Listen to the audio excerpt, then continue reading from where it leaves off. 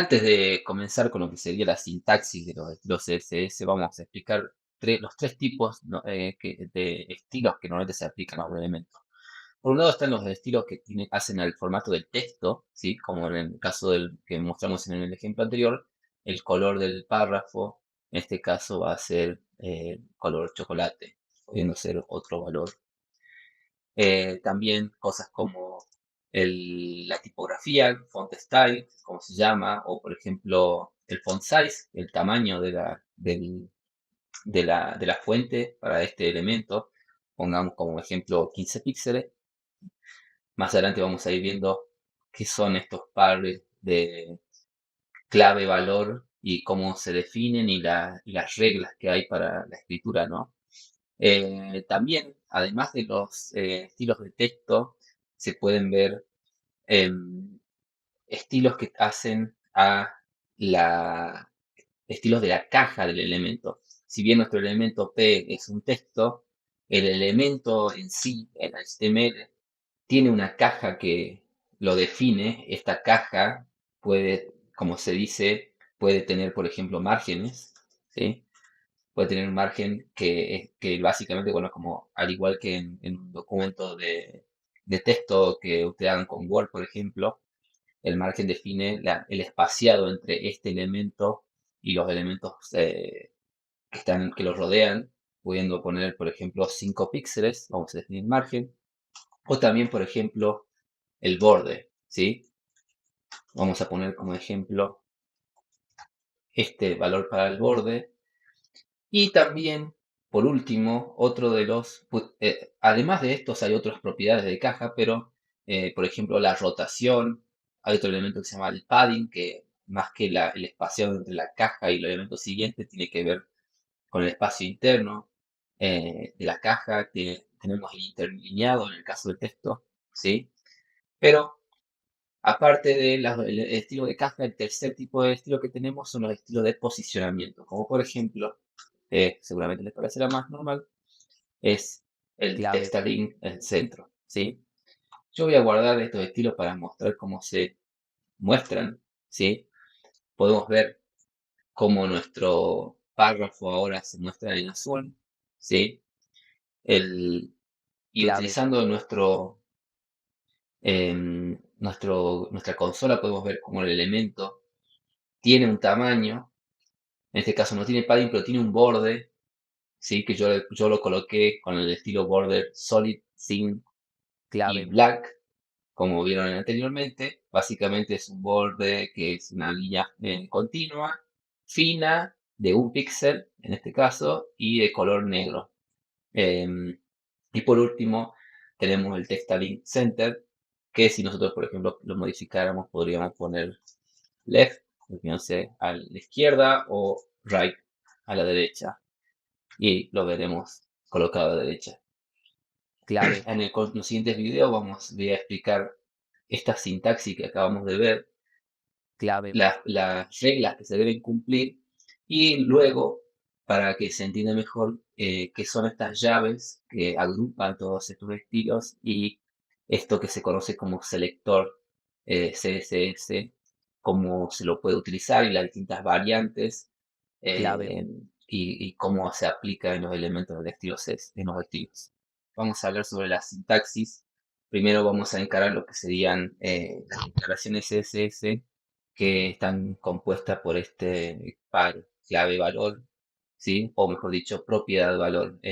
Para hacer la explicación y para que sea más entendible, me voy a dejar guiar por este documento que seguramente va a ser entregado a ustedes para que ustedes lo tengan como teórico, pero nos sirve para ir a través de las distintas reglas, ¿no? Em, las declaraciones CSS están compuestas por dos partes. Por un lado está una propiedad, ¿sí? Como lo especifica acá, es un identificador, es un nombre leíble por humanos, y el valor que esta propiedad tiene que tener, ¿sí? Es importante destacar que tanto las propiedades como el valor pueden ser, si bien son generales en el mayor caso, hay algunos que son más aplicables a elementos específicos de HTML. Y en el caso de los valores, si bien pueden ser muchísimos los valores posibles que se pueden setear en un estilo, en una propiedad, em, es la propiedad la que define cuáles son los valores posibles que se pueden aplicar a esta propiedad. Ya lo iremos viendo más adelante. Em, y acá tenemos un ejemplo, ¿sí? De lo que sería la propiedad, la clave, separación y el valor, ¿sí? Lo vamos a ver en nuestro ejemplo. Tenemos por un lado, tenemos nuestra propiedad, se separa del valor con dos puntos y el valor que queremos setear a esta propiedad. Y se cierra la declaración con un punto y coma. Vemos otro ejemplo, los distintos ejemplos que hemos utilizado, ¿sí? Tienen la misma propiedad, pero vamos a aclarar algo sobre los espacios que hay entre la propiedad, los dos puntos y el valor no son tomados por el browser, es decir, no son significativos o no van a generar ningún cambio en cómo se aplica el estilo. Y clave, también especificar que tanto propiedad y valor dependen de las mayúsculas del texto, es decir, no es lo mismo colocar color que colocar color, ¿sí? Por lo tanto, esto no se va a considerar una propiedad válida y si esta, que es el nombre correcto, que es color, todo con minúscula. También otro estándar que hay en el CSS es que cuando se quiere especificar dos palabras para describir una propiedad, el espacio se hace con un guión medio, ¿sí? De esta manera, distinto a como por ejemplo se va a hacer luego en JavaScript, que van a ver que la notación estándar es con eh, el tipo camel case, que sería esta, pero la misma no es válida dentro de CSS y por eso las propiedades tienen ese tipo de sintaxis. Es importante aclarar lo del espaciado entre las propiedad y valor en el principio y final, porque sí es importante el espaciado dentro de un valor, como pueden ver en este ejemplo para el borde, el espacio entre el que se utiliza internamente para el valor del borde, sí es importante porque esta sintaxis que estamos viendo aquí, básicamente está seteando tres valores distintos para lo que sería la propiedad borde. Estamos seteando el tipo de línea, el ancho de esta línea y el color. clave, ¿Sí? Entonces es importante que el espacio en este caso sí esté especificado. Esto no sería algo válido, ¿sí? No sería interpretado correctamente por el browser como un valor correcto, pero este sí. Es por eso que es importante aclarar lo que acabo de mencionar acerca del espacio al inicio, que es válido y no es por el contrario. ¿Ok? El documento, bueno, habla un poco de lo que yo mencionaba un poco recién, acerca de que hay más de 100 propiedades diferentes en CSS, en un infinito de diferentes valores que uno podría aceptar dependiendo de qué propiedad se trata. Acá me gusta hacer una aclaración, no saberse de memoria todas las propiedades y todos los valores posibles. No es necesario como desarrollador, ya que uno sí puede tener la documentación, pero sí, sí al menos con el tiempo, la práctica y el uso, uno se vuelve mucho más consciente de los tipos de propiedades que pueden haber y cuáles usar para lograr el objetivo que nosotros queremos para establecer el diseño de nuestra propiedad. clave, Por último, las declaraciones que nosotros hacemos, como vimos en otro ejemplo, estas pueden ser agrupadas en un bloque que está delimitado por dos llaves, ¿sí? Esto sumado a nuestro selector CSS, así se llama este texto. En este caso el selector apunta al elemento párrafo. Nos permite agrupar varias declaraciones que se van a aplicar al mismo elemento, o mejor dicho, a los elementos que cumplan con este selector. Ya vamos a ver lo que es el selector más adelante. En este caso podemos ver cómo cada declaración tiene que terminar con un punto y coma, ¿sí? clave, Siendo la última declaración no necesario de declarar el punto y coma, pero es una buena práctica siempre colocar el punto y coma para que en caso de que más adelante se deseen agregar nuevas declaraciones, em, no se cometa el error de olvidar el punto y coma de la declaración final y evitar errores, ¿no? Em, por último, podemos ver cómo En el documento se dan ejemplos parecidos para que ustedes lo puedan ver. En este caso se estila, por ejemplo, el elemento H1 del HTML.